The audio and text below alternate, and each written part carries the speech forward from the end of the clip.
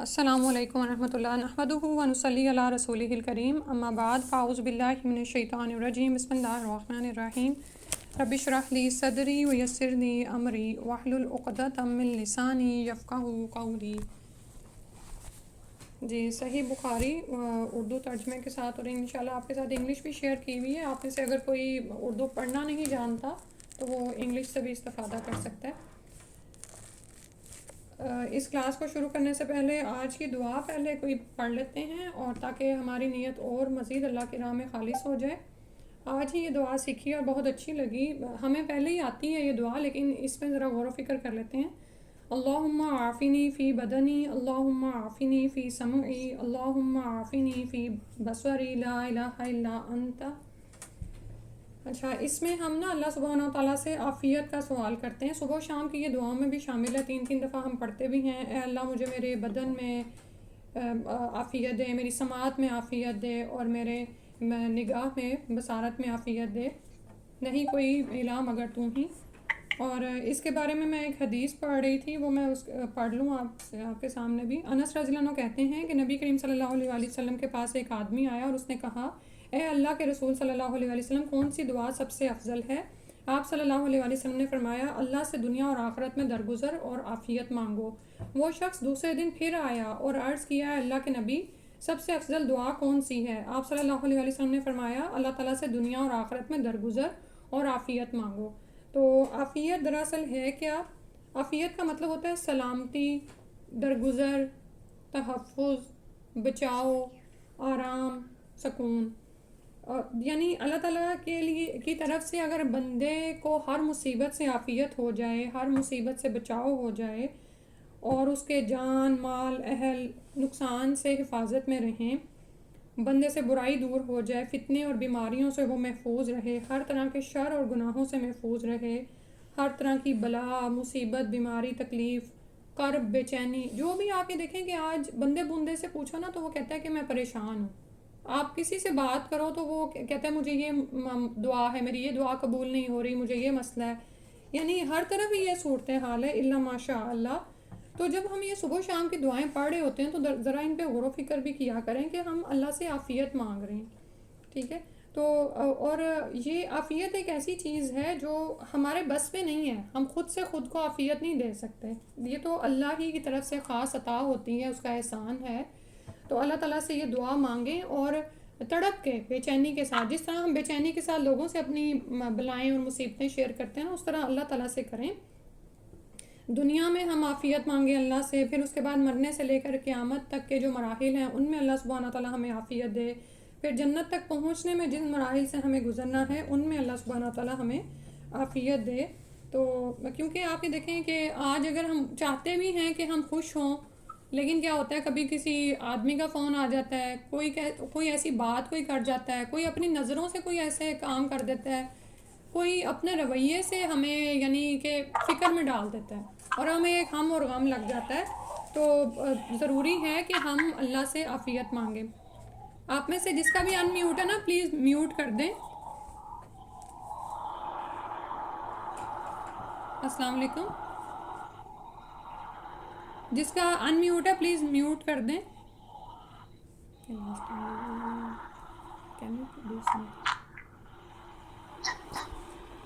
سارے لوگ کام کریں۔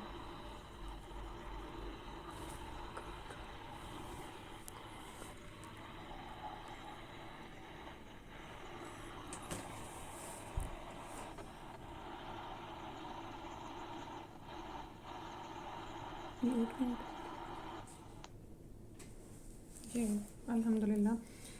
اچھا، تو یہ بھی دیکھیں ابھی اللہ تعالیٰ نے ہمیں اس کا تجربہ کرا دیا ہے کہ ہم آرام سے بیٹھے ہوئے ہیں اور بیچ میں سے کوئی ایسا شخص ہے جو سن نہیں رہا ہے، اللہ تعالیٰ کی طرف سے ہی ہوتا ہے یہ بھی، تو وہ بھی غافل ہو گیا، لیکن الحمدللہ مدد بھی آ گئی کہ ہمیں اب آج یہ بھی پتہ چل گیا کہ ہم پارٹیسپینٹس کو میوٹ کہاں سے کریں۔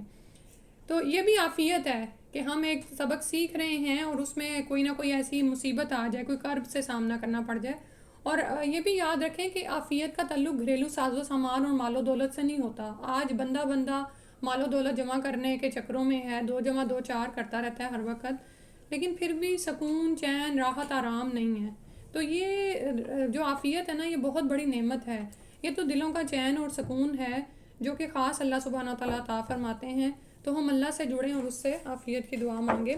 اس کے ساتھ ہی انشاءاللہ بخاری کو شروع کرتے ہیں، اور اس کو شروع کرنے سے پہلے جیسے پچھلی دفعہ بھی ہم حدیث کی کتاب پڑھنا کیوں ضروری ہے اس کے بارے میں تھوڑی سی بات کی تھی کہ ہم چاہتے ہیں کہ ہماری زندگیاں بدلیں، تو ہم اپنی نیت کو اللہ کی راہ میں بالکل خالص کریں اور بہت ہی دھیان لگا کر انہماک کے ساتھ اس علم کو حاصل کریں. ہم میں سے جو جیسا جتنی کوشش ڈال سکتا ہے نا ڈالے، اور اس کے مطابق ہی برکات آپ کو ملیں گی انشاءاللہ. ٹھیک ہے. اور ساتھ میں یہ بھی میں بتاتی چلوں کہ جب کوئی شخص حدیث کا علم سیکھنا شروع کرتا ہے نا تو یہ بھی یاد رکھے کہ مفہوم حدیث ہے کہ بلائیں اس کی طرف ایسے آتی ہیں جیسے اونچائی سے پانی نیچے کو آتا ہے نا. اس وقت آپ نے کیا کرنا ہے کہ خود کو تھام لینا ہے، استقامت کے ساتھ جم جانا ہے اپنی جگہ پر، کیونکہ آپ نے برکتیں حاصل کرنی ہیں. ہم نے جب یہ تہیہ کر لیا کہ مجھے برکات حاصل کرنی ہیں تو ساتھ ہی آزمائشیں بلائیں بھی آئیں گی. جیسے ابھی آفات کا ہی میں نے ذکر کیا نا، کبھی آپ بلا یا آفت آپ کے اندر سے آئے گی، اور کبھی لوگوں کی باتیں کہ تم کیا سیکھنے چلی اور تم کس سے سیکھ رہی ہو، یہ باتیں بھی آپ کے سامنے آئیں گی. تو میں نے اس پہ بھی تھوڑی سی بات کرنی تھی. پچھلی دفعہ بھی شاید میں نے بتایا ہو، میں کوئی عالمہ وغیرہ نہیں ہوں، ہم اس کو صرف ایک کتاب کی طرح پڑھیں گے. اور یعنی آپ جانتے ہیں کہ بخاری کی صحت میں کسی کو شک نہیں ہے. ہم اس کے راویوں کے بارے میں بھی کوئی بات نہیں کریں گے کیونکہ اتنا میرا علم نہیں ہے.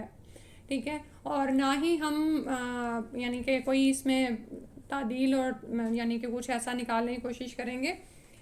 صرف اتنا کہ جس سے ہمارے عمل میں تبدیلی آئے، ہم اس کتاب کو اپنی زندگی میں شامل کر لیں، ہم احادیث کو سیکھیں، سکھائیں اور اس کو اپنے عمل میں شامل کریں.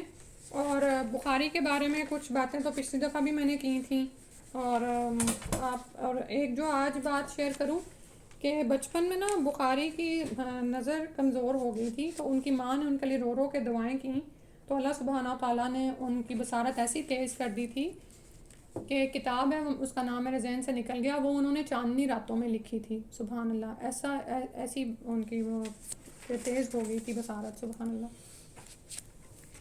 اور بھی کافی ان کے بارے میں باتیں ہیں، انشاءاللہ اگلی دفعہ باقی شیئر کریں گے. آج ایک ہی بات یاد رکھیں یہ بصارت کے حوالے سے کہ ہمارے بھی بچوں کو گلاسز لگ جاتے ہیں نا، تو ہم میں سے بعض اوقات کیا ہے کہ اس کو یعنی کہ ایز اٹ از قبول کر لیتے ہیں، ہم دعائیں نہیں کرتے ہیں نا. ہم دعائیں مانگنے میں بڑے کنجوس ہیں، حالانکہ دعا کیا ہے؟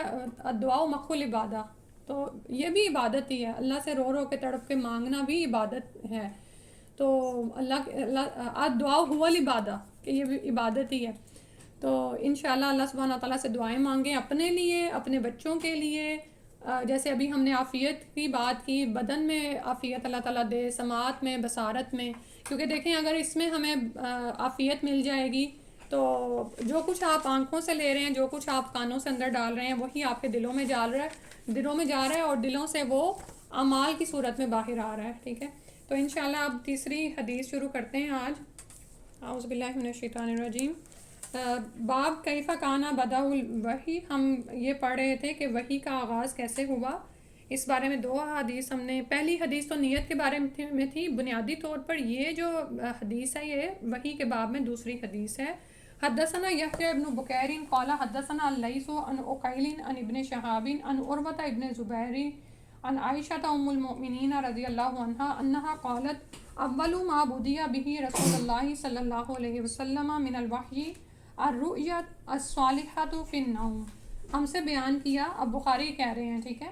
یحییٰ ابن بکیر نے، آپ کو یاد ہوگا کہ ہم نے اوپر ہی ایک پیراگراف پڑھا تھا نا، تو یہ ساری کتاب دراصل اوپر جو انہوں نے بتا دی، تو دراصل الشیخ امام الحافظ ابو عبداللہ محمد بن اسماعیل بن ابراہیم ابن المغیرہ البخاری یہ ساری باتیں آپ کو بتا رہے ہیں.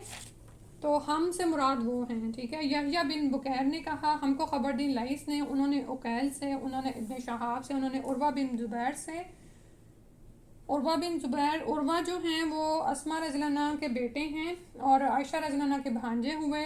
زبیر بن عوام کے بیٹے ہیں، بن آ رہا ہے. ٹھیک ہے.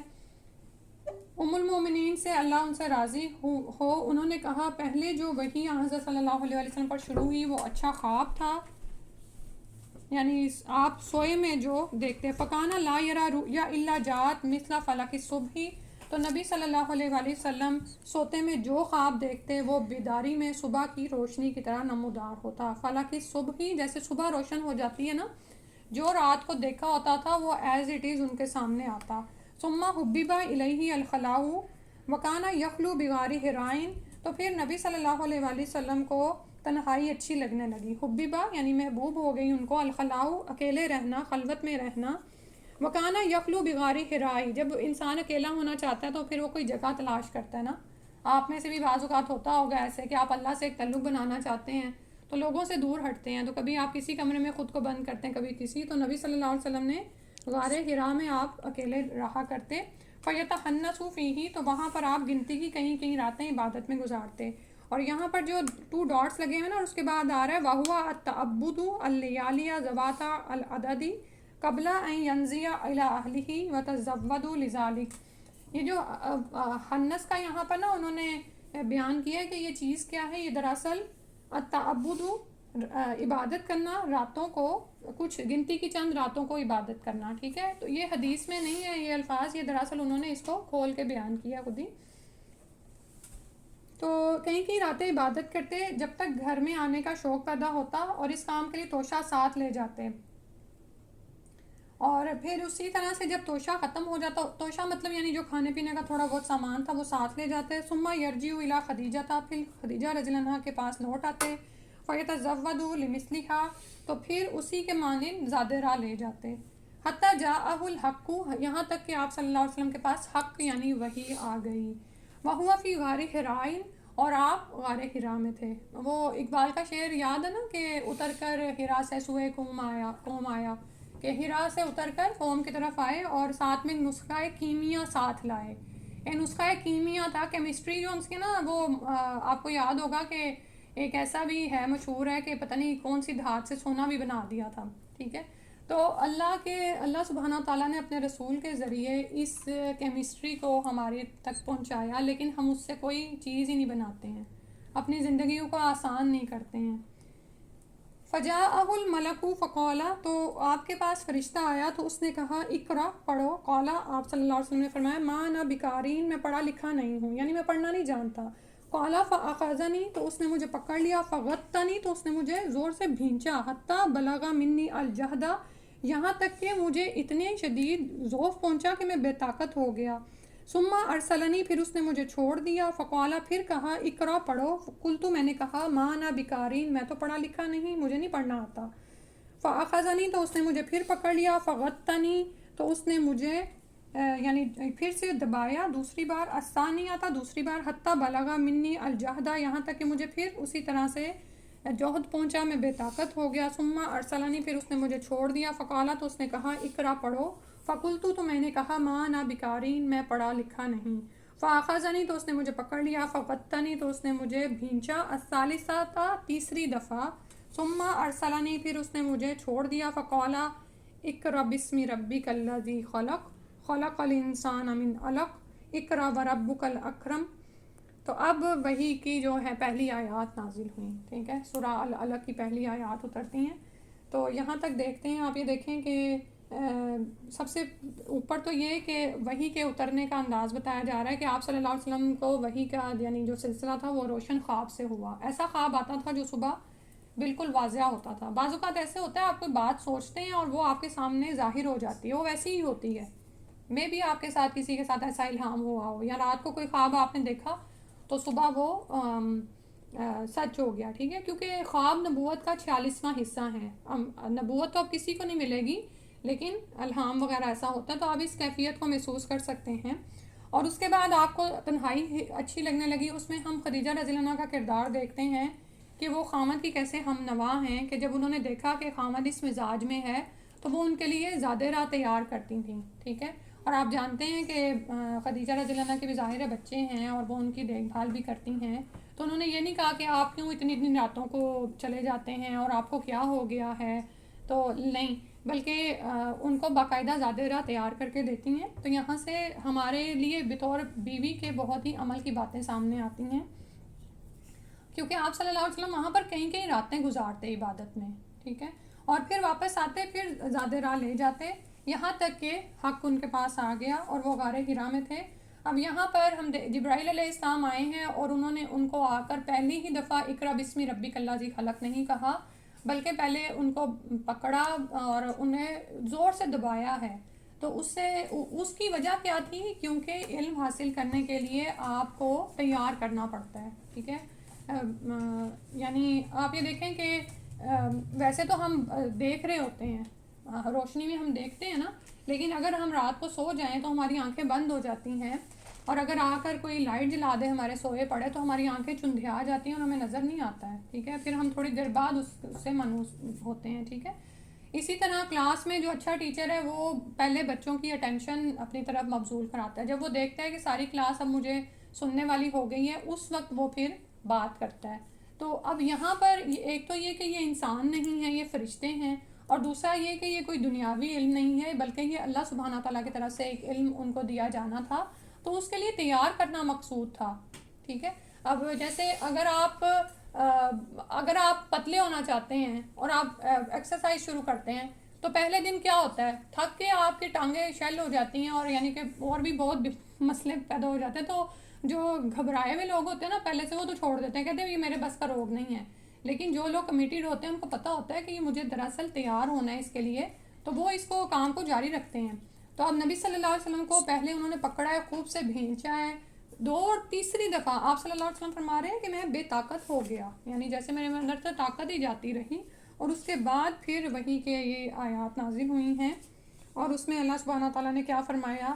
اس پروردگار کے نام سے پڑھ جس نے سب چیزیں بنائیں، آدمی کو خون کی پھٹکی سے بنایا، یعنی لوتھڑے سے. علق کے بارے میں آپ میں سے جس نے قرآن پڑھا ہوا ہے وہ جانتے ہوں گے.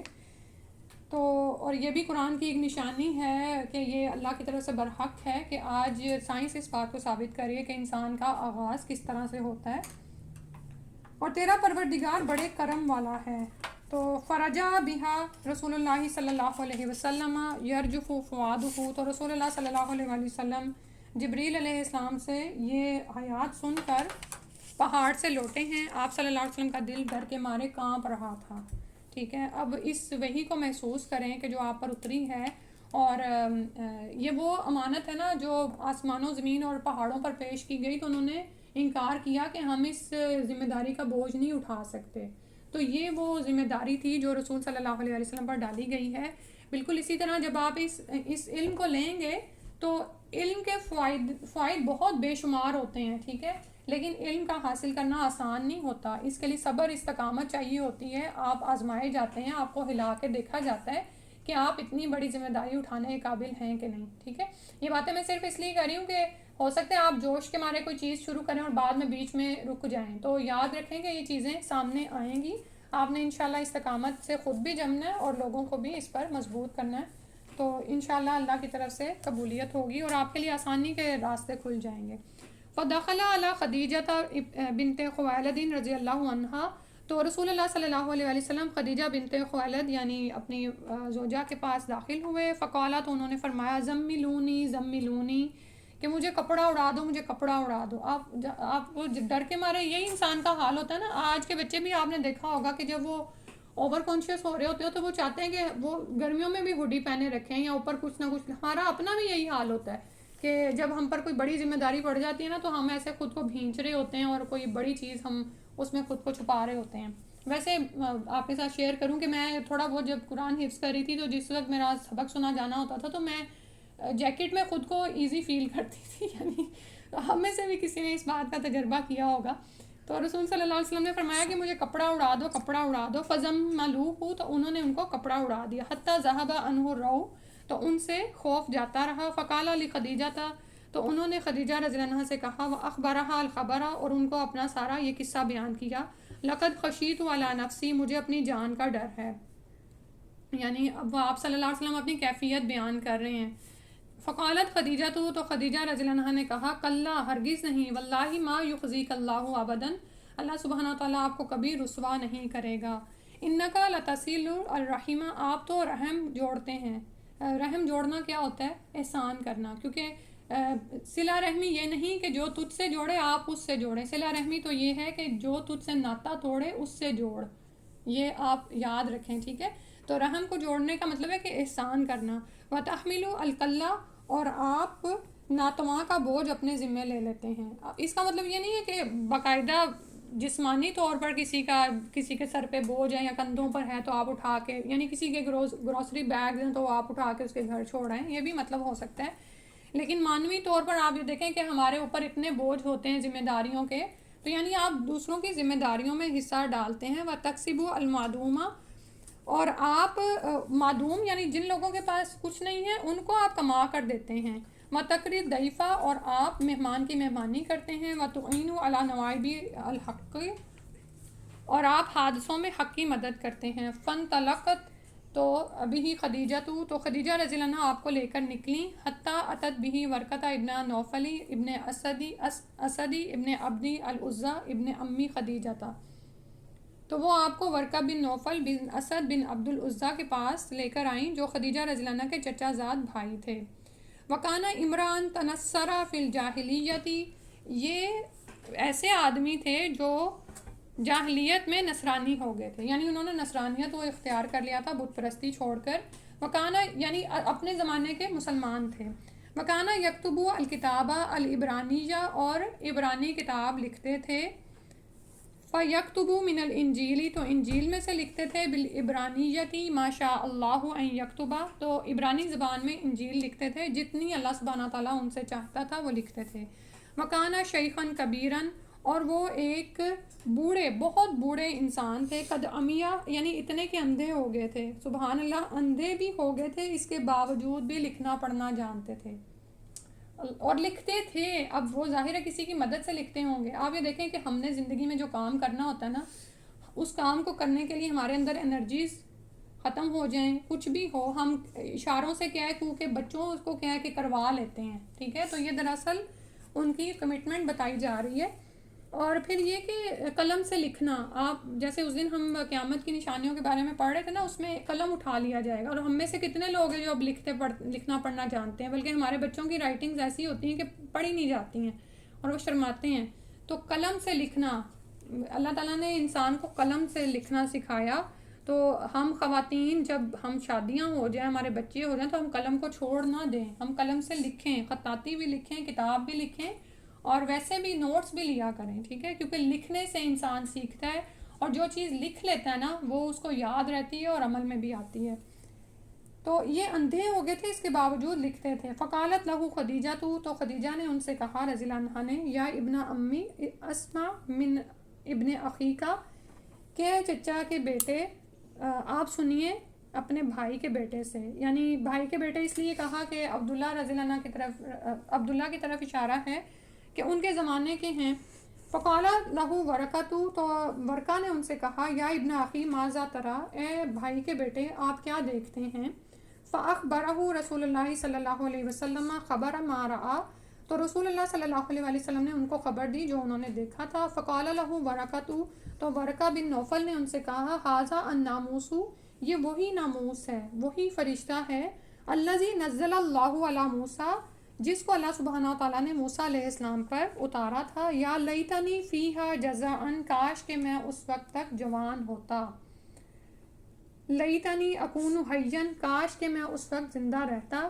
اذ یخرجک قومک، جب تیری قوم تجھے نکال دے گی. فقال رسول اللہ صلی اللہ علیہ وسلم، تو رسول اللہ صلی اللہ علیہ وسلم نے فرمایا، اوا مخرجیہ ہم، کیا وہ مجھے نکال دیں گے. آپ صلی اللہ علیہ وسلم بہت حیران ہوئے. ٹھیک ہے، یعنی ورقہ نے تو وہ سلوک بتایا جو آپ سے پہلے ہر نبی کے ساتھ کیا جاتا رہا، اور ہر نبی کو اس کی یعنی علاقے سے نکال دیا گیا. ٹھیک ہے، کیونکہ آپ جانتے ہیں کہ نبیوں پر ایمان لانے والے اولین جو ان سے ہیں وہ غربائی ہوتے ہیں. ملا تو مانتے نہیں تھے، اور ملائی جو ہے سوسائٹی کو ہولڈ کیے ہوتے ہیں، انہی کی حکومت، انہی کا راج ہوتا ہے، چاہے جو بھی وہ سیاست کر رہے ہوں. تو ہر نبی کے ساتھ ایسا سلوک ہوا کہ فائنلی اللہ سبحانہ تعالیٰ نے حکم دیا کہ نبی مومنین کو لے کر وہاں سے ہجرت کر جائے. تو یہی بات، اسی بات کا خدشہ یہاں پر ورقہ نے نبی صلی اللہ علیہ وسلم پر ظاہر کیا. لیکن آپ صلی اللہ علیہ وسلم تو بہت حیران ہوئے. ظاہر ہے ایک معاشرہ جس میں آپ 40 سال سے رہ رہے ہیں، اور وہ لوگ آپ کو صادق اور امین کہتے ہیں، آپ کا عزت اور احترام کرتے ہیں، آپ کا ایک ان کے ساتھ دلی تعلق قائم ہوتا ہے. تو آپ نے حیرت سے پوچھا کیا وہ مجھ کو نکال دیں گے. قالا کہا نام لم یأتی رجل قط بمثل ما جئت به الا اودیا، کیا وجہ ہے کہ نکالیں گے جب کبھی کسی شخص نے ایسی بات کہی جیسی تم کہتے ہو تو لوگ اس کے دشمن ہو گئے، الا اودیا اس سے دشمنی کی گئی، وَإِن يُدْرِكْنِي اور اگر مجھے پا لے گا، میں پاؤں گا یوم کا تیرے دن کو، یعنی جس وقت تو یہ نبوت کو ظاہر کرے گا، انصر کا نصرًا معزرًا تو میں تمہاری زبردست بھرپور مدد کروں گا، یعنی اگر میں تب تک زندہ رہا تو ثم لم ینشب ورقۃ ان توفی وفتر الوحی، تو بہت زمانہ نہیں گزرا کہ ورقہ فوت ہو گئے اور وہی آنا بند ہو گئی، یعنی دو کام ہوئے آپ صلی اللہ علیہ وسلم کے لیے، یہ بھی آزمائش تھی اللہ کی طرف سے کہ وہ وحی جس کا یعنی ایک شوق بھی لگ گیا تھا، وہ وحی کا سلسلہ ہی بند ہو گیا، اور دوسری طرف جو دلاسا دینے والا ایک شخص تھا جو یہ جانتا تھا کہ ہاں آپ سے نبی صلی اللہ علیہ وسلم سے پہلے بھی وحی آتی تھی، وہ بھی فوت ہو گئے۔ قال ابن شہاب واخبرنی ابو سلمۃ ابن عبد الرحمن ان جابر ابن عبد اللہ الانصاری قال هو يحدث عن فترة الوحی فقال في حدیثه بین انا امشی اذ سمعت صوتا من السماء فرفعت بصری فاذا الملک الذي جاءني بحرائن۔ اب یہاں پر جو ہے پوری روایت بیان کریں، ابن شہاب نے کہا جو اس حدیث کے راوی ہیں، مجھ سے ابو سلمہ بن عبد الرحمن نے جابر بن عبداللہ انصاری سے سن کر بیان کیا، وہ وہی بند رہنے کا تذکرہ کرتے تھے، انہوں نے رسول اللہ صلی اللہ علیہ وسلم سے یوں نقل کیا، آپ صلی اللہ علیہ وسلم نے فرمایا میں ایک بار راستے میں جا رہا تھا، اتنے میں نے آسمان سے ایک آواز سنی، تو میں نے آنکھ اٹھا کر دیکھا تو وہی فرشتہ ہے فیض الملک الذی جاءنی بحرائن، جو حرا میں میرے پاس آیا تھا، جالس علی کرسی، وہ کرسی پر بیٹھا ہوا ہے، بین السماء والارض، آسمان و زمین کے درمیان، یعنی ایک اور چیز آپ صلی اللہ علیہ وسلم کو دکھائی گئی، یہ بالکل ایسے ہے نا کہ یعنی آپ بالکل حیران ہو جائیں کہ اب وہ پورے یعنی سامنے کینوس پر پورے کے پورے جبرائیل علیہ السلام نظر آ رہے ہیں اور کرسی پر معلق بیٹھے ہیں، ٹھیک ہے، فرعبت منہ، تو میں اس سے روب میں آ گیا، فرجعت فقلت، تو میں لوٹا اور میں نے کہا زملونی زملونی، کہ مجھے چادر اڑا دو چادر اڑا دو، فانزل اللہ تعالیٰ، تو اللہ سبحانہ تعالیٰ نے یہ آیات اس وقت نازل فرمائیں، اب یہ وہاں پر چادر میں ہی نازل ہو رہی ہیں کہ اور لپٹ کر لیٹنے والے، یا ایھا المدثر قم فانذر الی قولہ والرجز فہجر، یہاں تک آیات یہ نازل اتاری گئیں اللہ کی طرف سے، اے کپڑا اوڑھنے والے اٹھ، لوگوں کو ڈرا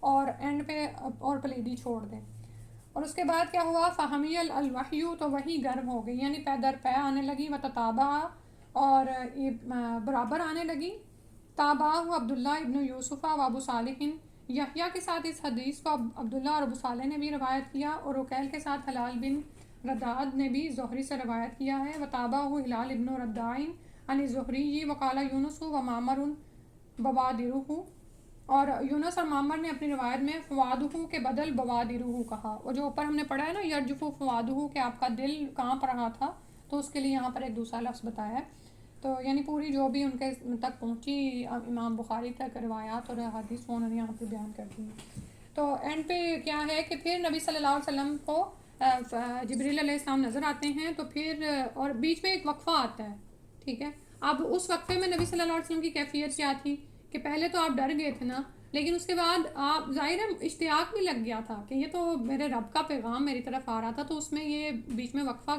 کیسے آ گیا نا، لیکن یہ بالکل ایسے ہی ہے کہ جیسے ہمیں ایک چیز دی جاتی ہے نا، یعنی جو ہمارے لیے اجنبی ہوتی نہیں ہوتی ہے، تو اس سے ہمیں یوز ٹو کرنے کے لیے بھی ایک پھر وقفہ چاہیے ہوتا ہے، تو یہ وقفہ ہی تھا جو نبی صلی اللہ علیہ وسلم کو دیا گیا، آپ کی ملاقات کروائی گئی ورقہ بن نوفل سے، آپ اطمینان پا گئے، اور پھر آپ کو خود اشتیاق لگ گیا اس کا، ٹھیک ہے، اور پھر دوبارہ سے جو ہے وہی کا سلسلہ شروع ہو گیا، فہمی الوحی، پھر تپ اٹھی، یعنی کہ گرم ہو گئی، یعنی پے در پے آنے لگی، پھر اس میں بریک اس طرح نہیں آیا، تو یہاں پر بھی ہمارا بھی یہی ہے کہ جب ہم اس وحی کو لیں گے تو بہت سے جون سی ہیں آزمائشیں بھی ہو سکتے ہیں آئیں، تکالیف بھی دیکھنی پڑیں، لوگ بات بھی کرتے ہیں، لیکن یہ ہے کہ جب انسان استقامت اختیار کرتا ہے تو اللہ تعالیٰ کی طرف سے ثابت قدمی بھی عطا کی جاتی ہے، آسانیاں بھی آ جاتی ہیں، تو یہاں تک اس حدیث کو پڑھتے ہیں، اللہ تعالیٰ یہ مکمل ہوگی، بس ایک ہی حدیث آج ہم کریں گے،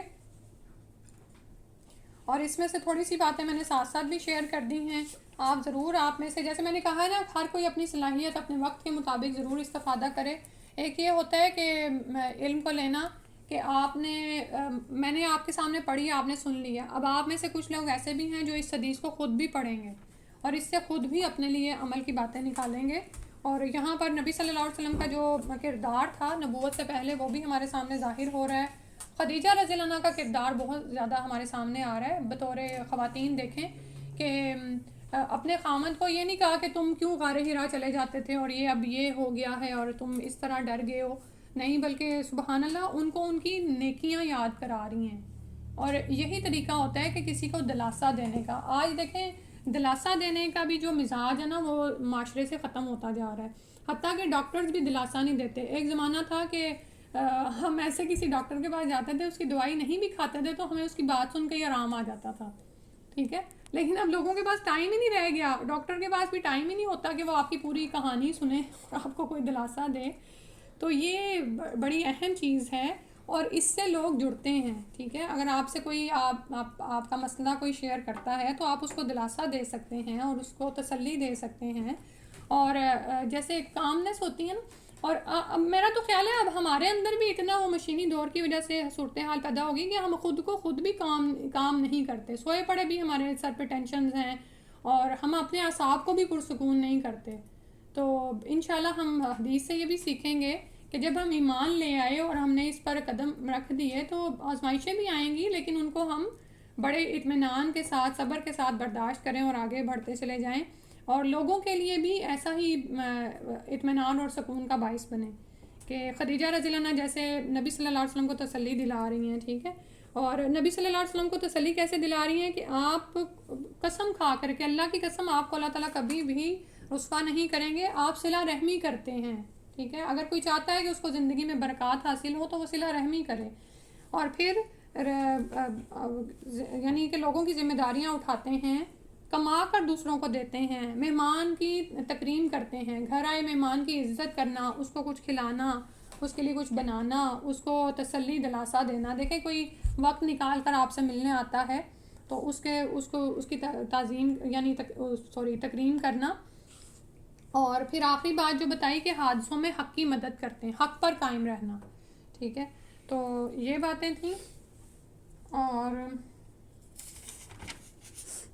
باقی جو ہم نے ورقہ بن نوفل کے بارے میں پڑھا ہے تو ہم پر بھی ظاہر ہے یہ ہمیں بطور امت محمدی صلی اللہ علیہ وسلم ایک بہت بڑی ذمہ داری دی گئی ہے. تو ہم میں سے ہر کوئی اپنے وقت کے مطابق جتنا ہمیں مال دیا گیا ہے، جتنی ہمیں صلاحیتیں دی گئی ہیں، ضرور اس راہ میں کچھ نہ کچھ لگائیں. یہ ہم پر ذمہ داری ہے.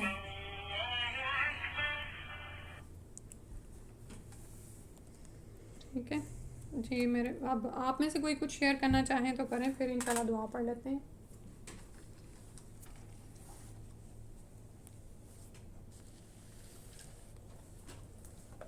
کسی نے کوئی بات شیئر کرنی ہو؟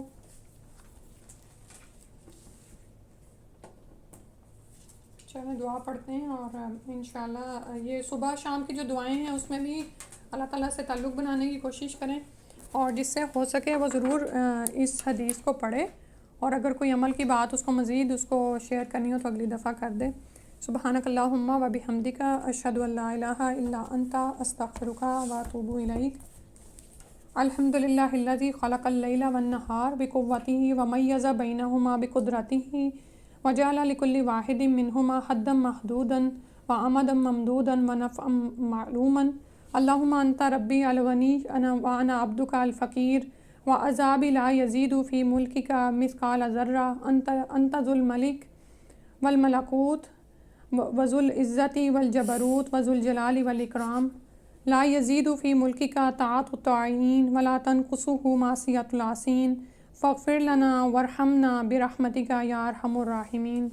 تمام قسم کی حمد اللہ کے لیے ہے جس نے رات اور دن کو اپنی قوت کے ساتھ پیدا کیا اور دونوں میں اپنی قدرت کے ساتھ فرق کیا اور ان میں سے ہر ایک کے لیے ایک متعین حد مقرر کر دی اور ایک متعین مدت مقرر کر دی اور ایک مفید نفع بنا دیا. اے اللہ تو میرا رب ہے جو غنی اور بے نیاز ہے اور میں تیرا بندہ ہوں جو فقیر ہے اور تیرا مجھے عذاب کرنا تیری بادشاہت میں ایک ذرہ برابر اضافہ نہیں کرے گا. تو بادشاہت اور سلطنت کا مالک ہے اور تو عزت اور قوت کا مالک ہے اور تو بڑائی اور اکرام والا ہے. اطاعت کرنے والوں کی اطاعت تیری بادشاہت میں اضافہ نہیں کر سکتی اور نافرمانی کرنے والوں کی نافرمانی اس میں کوئی کمی نہیں کر سکتی۔ بس اے اللہ ہمیں بخش دے، اپنی رحمت کے ساتھ ہم پر رحم فرما دے، اے سب رحم کرنے والوں سے زیادہ رحم کرنے والے، آمین یا رب العالمین۔